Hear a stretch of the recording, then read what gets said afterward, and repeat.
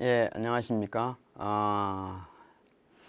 전쟁 같은 삶, 그 삶을 뭔가 극복할 수 있는 출구가 뭐가 있을까? 더 나아가서 조금 더 나은 삶, 좋은 삶을 살려면 어떻게 해야 될까? 지난 시간에 좋은 끈이 있어야 된다. 그리고 좋은 환경이 있어야 된다라는 얘기 했죠.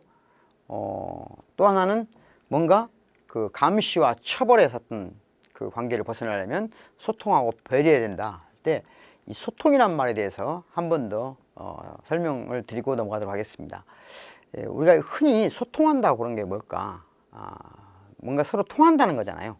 통한다 할 때 가장 큰 차이, 뭔가 통한다고 하는 것은 서로 같은 점을 확인하는 것일까? 아니면 다른 점을 확인하는 것일까? 이걸 좀 이해할 필요가 있는 것 같아요. 일반적으로 우리는 제가 언젠가 한번 말씀드린 것 같기도 한데 역지사지란 말을 많이 하잖아요. 타인의 입장에 서봐라. 그 사람의 입장에 서서 생각해봐라. 굉장히 큰 미덕이라고 생각하잖아요. 그죠? 그런데 제가 생각하기에 역지사지라고 하는 것은 우리가 일상적인 어떤 삶의 방식으로는 나쁘지 않은 거예요. 좋은 거죠. 가능하면 다른 사람 입장에 한번 서보는 거죠. 그런데 역지사지는 그만큼 또 그렇게 좀 위험성도 있는 거예요. 왜냐하면 내가 다른 사람의 입장에 서본다고 하는 것이 다른 사람의 입장에 실제로 서는 게 아니고, 서보는 것은 다른 사람의 입장에서 생각을 하는 건데, 그 다른 사람의 입장의 생각을 어디서 이루어지냐는 거죠. 내 머릿속에서 이루어진다는 거예요. 그러니까 실제로는 다른 사람의 입장에 서본다고 하면서 다른 사람의 입장까지도 자기식으로 이해하는 것이 될 수 있거든요. 그만큼 위험하다는 거죠.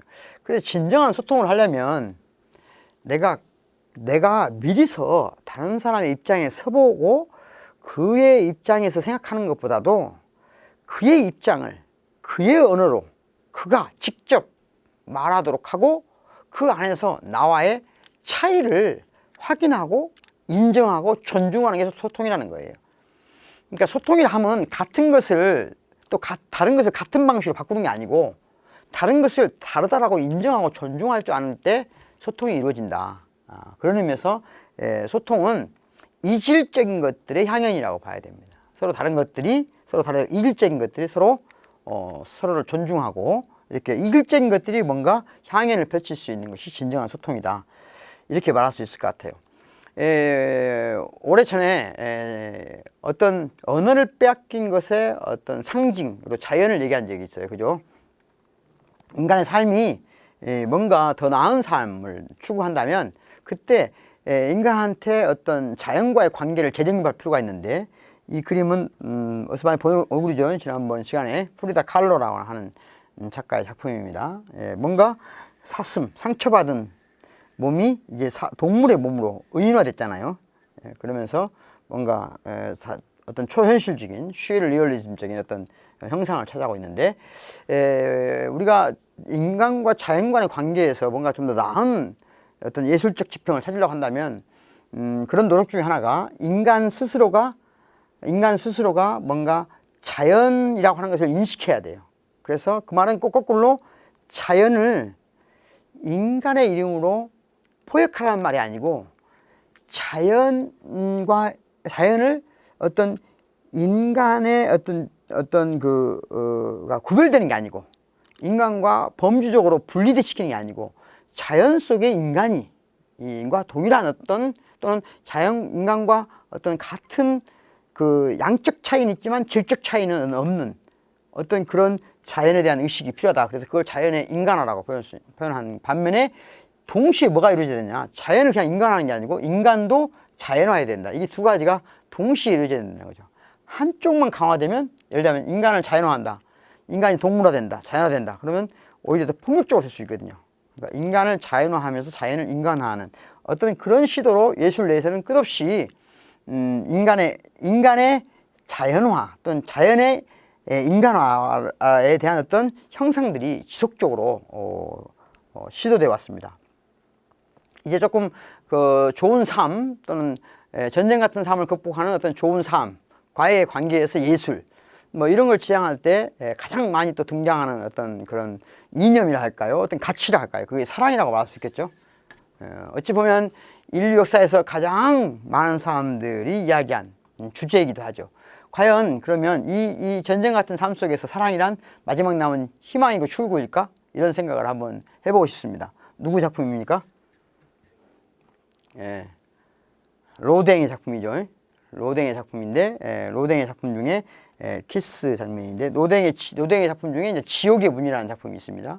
지옥의 문이라는 작품에 많은 작품들이 들어가 있는데, 그것도 따로 떼어내서 한 것들이 있는데, 우리가 생각하는 사람들, 제가 그런 얘기 한 적이 있나요? 일단은 왜 조각은 이렇게 옷을 다 벗고 있을까? 그런 생각을 해보신 적 있습니까? 예를 들자면 노댕의 작품 다른 건 다 모르더라도 생각하는 사람들 하잖아요. 이렇게 하고 있는 거, 이렇게 턱 빼고 이렇게 하고 있는 거 있잖아요. 왜 생각할 때 옷을 벗고 생각하지? 이런 생각해 본 적 있어요? 아무튼 이 조각이라는 작품, 조각이라는 예술 형식은 그 나름대로의 어떤 특성이 있는데 아주 섬세한 것들을 표현하기가 어렵다는 거죠. 조각은 그런 특성이 좀 있어요. 그러니까 어떤 이 물질성이 강하면 강할수록 그로부터 추상화의 정도가 낮기 때문에 그만큼 물질에 구속되거든요. 어떤 표현의 수준이. 그래서 조각은 그 표현을 아주 섬세하게 하기가 어렵습니다. 어려워서 예를 들자면 인간의 육체를 옷을 입혀놓고 조각을 하면 이게 아주 섬세하게 표현하기가 어려워요. 옷의 어떤 모양에 의해서 구속되기 때문에.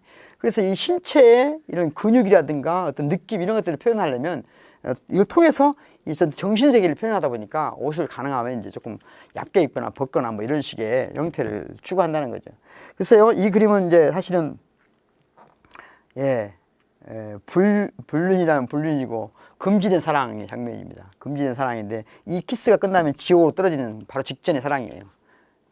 사랑은 항상 지옥을 예견하는지 모르겠습니다만은 사랑에 대해서 얘기가 나왔으니까 플라톤이라는 사람이 향연이라는 책에서 사랑 얘기했던 것을 좀 여러분들이 글씨가 잘 좀 작아서 보일지 모르겠어요. 제가 좀 천천히 한번 읽어보겠습니다. 플라톤, 고대 그리스 철학자죠. 고대 그리스 철학자 플라톤은 향연이라는 책에서 인간이 서로 사랑에 빠지는 것을 신화를 통해 설명합니다. 이제 물론 향연이라는 책이 사랑에 관한 이야기인데 다양한 얘기들이 나와요. 그 중에 한 가지 이야기를 설명하면 인간들은 원래 남남, 여여, 남녀 각각 한 몸을 이루고 있었다는 거죠.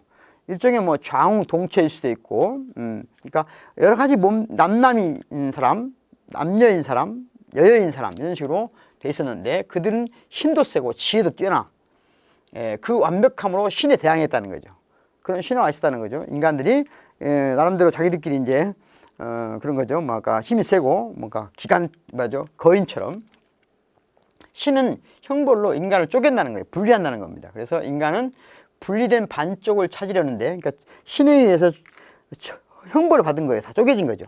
그래서 분리된 반쪽을 찾으려고 하는데 그 분리된 반쪽을 찾으려는 욕구가 사랑이라는 거예요. 그러니까 우리는 신에 의해서 버림받은 또는 쪼개진 내 반쪽을 찾아낸다는 말이 이제 여기서 나온 말입니다. 내 반쪽은 어디에 있을까 이런 말 많이 하시죠? 그것이 이 향연이라는 플라톤의 책에 나온 말입니다. 그래서 사랑은 그 반쪽을 찾아 결합하여 더 완전해지려는 욕구의 표현이다. 그래서 사랑은 어떤 개체가 다른 개체와 만나 전체로 또는 보편으로 나아가려는 근원적 욕구의 표현이라고 볼 수 있다. 그러니까 개별적인 것에서 보편적인 것으로, 특수한 것에서 일반적인 것으로 나아가려고 하는 어떤 욕구다. 그런 사랑을 매개하는 것은 아름다움이다. 사랑을 매개하는 게 아름다움이다. 그런가요? 하여튼 이렇게 말돼 있어요. 원래 그러니까 에로스, 정확히 말하면 에로스란 삶의 충동인데 그 삶의 충동을 이끌어가는 핵심적인 것이 아름다움이라는 거예요. 우리는 아름다워 보이는 다른 개체와 사랑에 빠지는 것이다. 그러니까 어떤 아름다움을 느끼는 사랑에 빠진다는 거죠. 그런 아름다움에 대한 사랑의 추구는 아름다움의 이데아라는 정점에까지 개체를 인도한다. 플라톤의 생각이 옳다면 오늘날 당신이 타인에게 근사하게 보이려는 또 타인에게 관심을 갖는 것은 사랑을 통해 개체에서 벗어나 전체로 나아가려는 인간으로서의 본질적 욕구가 있기 때문이다. 그런가요? 어쨌든 이런 얘기는 맞고 틀리고의 문제가 아니에요. 그러니까 이 얘기가 맞냐 틀리냐고 생각하시면 안 돼요. 사랑의 어떤 한 측면을 이해한다고 생각하셔야 돼요. 그러니까 인간이 사랑을 어떻게 이해하냐는 거예요. 여러 가지 이해 방식이 있는데 그 중에 하나는 인간이 불안정하다는 거죠. 뭔가 불안정성을 느낀다는 거죠. 우리는 누구나 불안하게 느껴. 그러니까 뭔가 좀 더 완전한 느낌, 조금 더 안정된 느낌, 뭔가 그런 걸 지향하게 되는 것이고, 그 지향하게 되는 것이 또 일종의 그 에로스인데, 에로스, 사랑은 에로스라고 표현되잖아요. 사랑의 신 에로스. 이 에로스는 일종의 삶의 충동이기도 하면서 동시에 아름다움에 관한 충동이기도 하다. 이런 얘기를 할 수 있을 것 같아요. 그러니까 보다 완벽한 완전한 삶, 보편적인 삶을 향한 지향성, 그리고 그것을 이끌어가는 힘은 아름다움이다. 그런데 사랑을 통해서 우리가 정말 이렇게 아름다움에 지향하죠. 어찌 보면 여러분들한테는 그런 경험이 다 있을 거라고 생각해요. 아니면 아직은 좀 없을 수도 있겠죠. 어떤 방식이든 간에 가장, 그러니까 제가 첫 번째 가정은 빛과 어둠은 항상 함께 한다고 했잖아요. 아름다움이 있으면 그 안에는 반드시 그에 부합하는 어떤 추함이 있을 수 있다고 봐요. 하지만 우선 빛의 측면에서 본다면 사랑보다 아름다운 순간이 있을 수 있을까? 사랑하는 순간만큼 아름다울 수 있을까? 그렇게 생각해서 많은 사람들이 사랑을 일종의 이 전쟁 같은 삶의 출구로 생각했다는 거죠. 뭔가 보다 더 완전해질 수 있는, 그러니까 뭔가 서로 싸우고 폭력을 행사하고 서로 핥히고 서로 이렇게 하는 것을 극복하려는 열망, 그 열망의 표현이 사랑이다. 그래서 사랑이 뭔가 출구가 될 것을 기대했다는 거죠. 그런 의미에서 지금은 이제 많이 사람들이 이제 사랑 그러면 굉장히 미적으로 아름답게 생각하는 경향이 강하게 있는데, 한번 우리가 고려해야 될 게 뭐냐 하면 과연 사랑이 그렇게 우리가 장밋빛이냐라고 하는 것은 한번 고려해 볼 필요가 있다는 거죠. 그래서 오늘은 좀 더 재미있는 이야기, 또는 뭐 하나의 이야기지만 또는 하나의 그 판화식 그림이에요. 판화식 그림인데 한번 소개해 주고 싶어요. 누굽니까? 에드와르드 뭉크라는 사람이 한 작품에 알파와 오메가라는 판화집이 있습니다. 알파 오메가라는 판화집. 근데 우리나라에는 별로 소개가 안 됐는데 한번 관심을 가지고 볼 필요가 있는데요. 이 에드와르드 뭉크라는 사람은 사실은 여성에 대한 뭔가 좀 여성에 대해서 조금 이렇게 그 긍정적인 사유를 생각을 못하는 화가였어요. 그러니까 어린 시절 안 좋은 기억, 뭔가 엄마와의 이별, 그 이별 때문에 받은 상처, 그 때문에 여성과 진정한 사랑을 나눈다는 어떤 것에 대한 그 불가능성에 시달린 사람이에요. 그래서 오로지 엄마에 대한 어떤 형상 이외에 그냥 여자 그 자체를 받아들이지 못하고 평생 외롭게 산 화가입니다. 심지어 그를 사랑하는 여인이 있었는데 뭔가 계속 자기는 이런 분들이 뭔가 같이 하지를 못하는 거죠. 여성이 계속 그럴수록 여성이 더 집착할 수가 있잖아요. 그러다 나중에 그 여성이 쏜 권총에 손가락 하나를 잘렸어요. 그러다 보니까 더 이제 여성에 대한 어떤 부정적 시각을 갖게 된 사람입니다. 어쨌든 이 알파와 오메가라는 작품 판화집에 뭉크가 이렇게 글도 쓰고 판화도 이렇게 하나의 작은 사파 형태의 그림과 거기에 대한 작은 어떤 이야기인데요. 사랑이라고 하는 것을 한 번쯤 생각해보게 하는 어떤 형태예요. 예를 들면 알파 오메가는 첫 번째 어떤 섬에서 지금 첫 번째 인간의 모습으로 나타난 겁니다. 우리 성경 같으면 아담과 이브겠죠. 그런데 알파와 오메가라고 일부러 이제 말한 거죠. 어느 한 섬에 최초의 인간이 있었다. 알파 오메가가 있었다는 얘기죠. 알파와 오메가가 있었는데, 알파가 여기 잔디밭에 누워 있었고 잠자고 있었는데, 꿈을 꾸고 있었는데, 오메가가 살짝 접근하는 거죠. 항상 접근은 여자가 하는 것처럼 돼 있죠. 이게 아주 전통적인 남자들의 시선이에요. 남자들의 환상이죠. 그러니까 오늘날 여러분들이 영화를 보거나 뭐 소설 볼 때 남자들이 그런 작품에는 항상 그런 식으로 돼 있어요. 뭔가 대체로 여성을 대상화하고 자기들이 갖고 있는 환타지. 남녀는 환타지가 다르거든요. 사랑에 대한 환타지가 달라요. 그런데 이거 영화를 잘 보세요. 영화를 보면 여성의 환타지로 그려진 어떤 사랑인가, 남성의 환타지로 그려진 사랑인가, 대체적으로 영화나 소설이나 보면 금방 알 수 있습니다. 오늘날은 다행인 것은 여성 감독들이나 소설가 작가들이 많이 나타나서 그전에 남자들이 몰랐던 새로운 판타지를 제대로 경험하게 된 거죠. 여러분들 기회가 되면 그래서 여성이 만든 작품들을 많이 봐볼 필요가 있어요. 그래야 여성을 이해하고 사랑할 수 있습니다. 근데 이건 철저하게 남자는 누워있어 자고 있는데 여자가 나타나서 꼬신다는 거죠. 말이 돼 안 돼요? 예, 이건 남자들의 환상이에요. 그런 날은 되게 드뭅니다. 그런 거 꿈꾸다 보면 혼자 평생 이렇게 살아야 될지도 몰라요. 예, 그런 일이 잘 안 생겨요. 어쨌든 여성이 와서 이렇게 깨우고 어떻게 해가지고 이제 사랑에 빠지게 됐다는 거죠. 사랑에 빠지게 돼서 알파가 오메가를 사랑하게 됐고 그들은 서로 앉아서 이렇게 사랑하게 됐고 그래서 이렇게 쭉 나오죠. 대충 이해되시죠? 그래서 이제 이야기 그냥 이렇게 됐는데 둘이 사랑이 나누게 된 거예요. 사랑이 나누게 됐는데 문제는 이제 사건이 일어나는 사건이 일어나는데 어떤 사건이 일어나냐면 자기하고 사랑을 나눴는데 오메가가 쉽게 말하면 바람을 많이 피는 거예요. 바람을 많이 피는데 온갖 그 섬에 있는 놈들하고 다 한 번씩 놀아나는 거야. 커플이 어떤 환상적인 세계를 살다가 가는데 죄송합니다. 오메가가 주변에 이제 점점 하나의 이 동물들이 예를 하이에나도 오고 재밌는 것은 이제 누구죠? 곰도 나타나고 그 다음에 이제 하이에나를 왜 시인이라고 표시했을까요?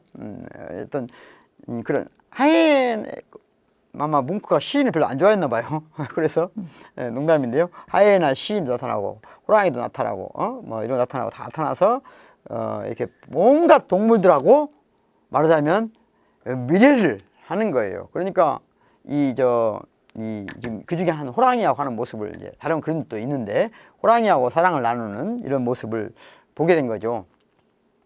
그러다 보니까 이제 오메가가 그러다가 어느 날 그 어떤 새를 타고 다른 섬으로 날아가 버려요.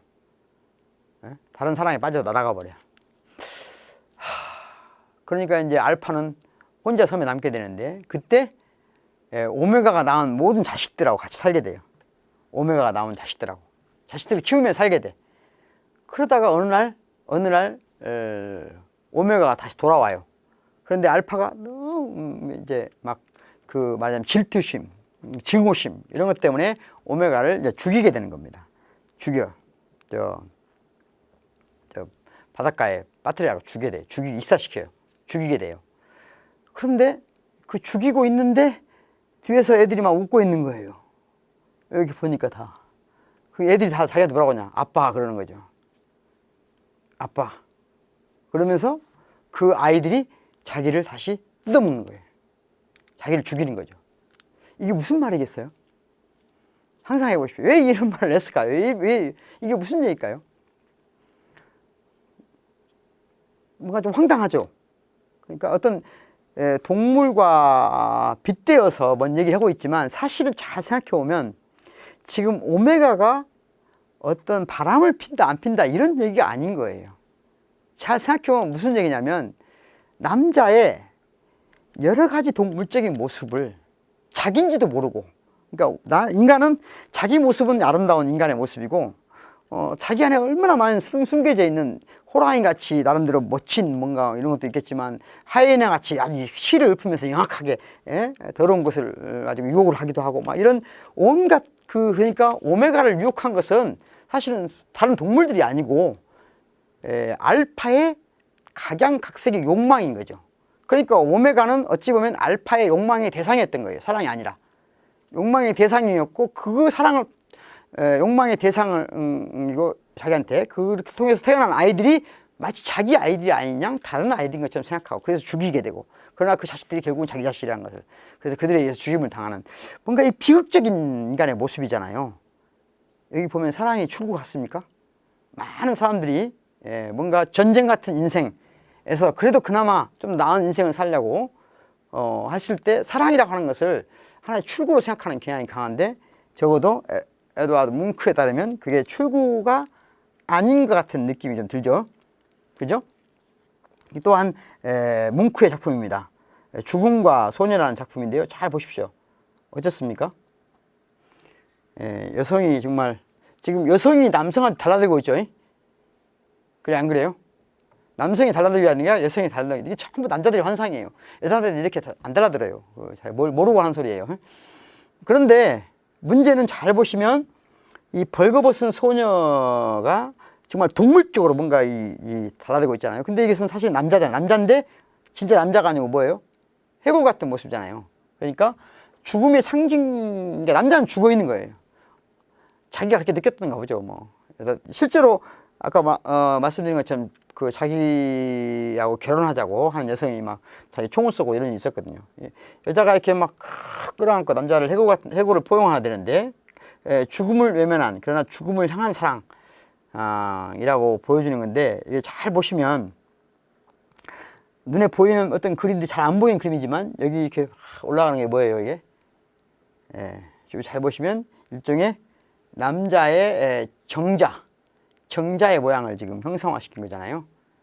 그리고 이쪽에 잘 보시면 뭐가 나와요? 이렇게 잘 보시면 애기들이 있죠, 애기들이.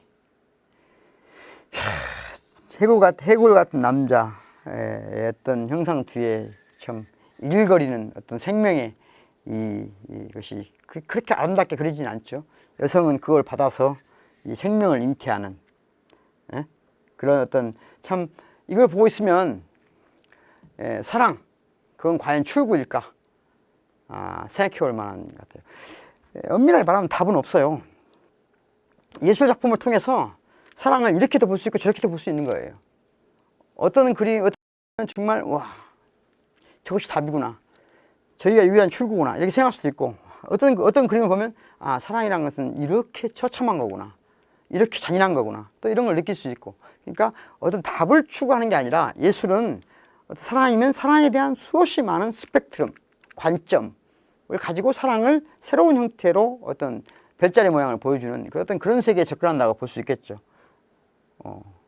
혹시 여러분들이 상상하는 사랑은 이런 사랑은 아니겠죠? 여러분 스스로 한번 생각해 보시기 바라겠습니다. 오늘은 여기서 마치겠습니다. 수고하셨습니다.